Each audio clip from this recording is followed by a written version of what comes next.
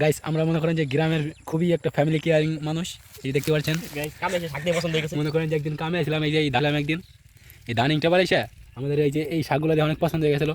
তো আমরা তো খুবই ফ্যামিলি কেয়ারিং একজন মানুষ। এই যে আমাদের ছোটো বড়ো ভাই বিয়ে করছেন, নতুন নতুন নয়া নয়া বিয়ে করছেন। এই দেখেন কীভাবে শাক তুলন আছে, তার বোর খুবই ফেভারিট বলে এই শাক খুবই পছন্দ করে সে, এই জন্য আমরা বিকেলবেলা চলে আসছি। আমরা কিন্তু গাইস আমরা রোজা থেকে শাক তুলবার চলে এসেছি দুই চাস্তো ভাইতে। এখন আমরা এই যে দেখতে পাচ্ছি শাক সুন্দর সুন্দর, এই যে অনেক শাক আছে গাইস, এই দেখতে পাচ্ছেন কত সুন্দর সুন্দর শাক।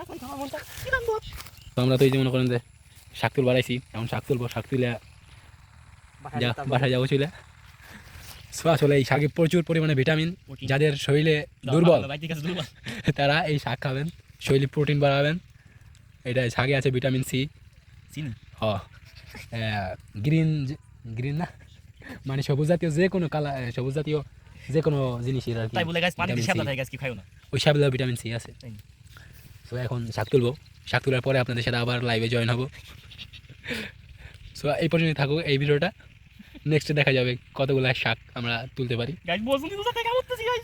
রোজা থাকেও মনে করেন যে বিয়ে করে একটা কী কবার বিয়ে করা, অল্প বয়সে বিয়ে করা অনেক ভালো।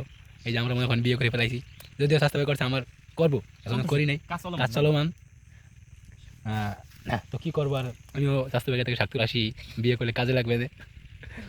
তো আমাদের গ্রামে কিন্তু পেঁয়াজের শীতন এই যে দেখতে পাচ্ছেন, এই যে কিন্তু সব এই যে পেঁয়াজ চাষ করা হয়েছে।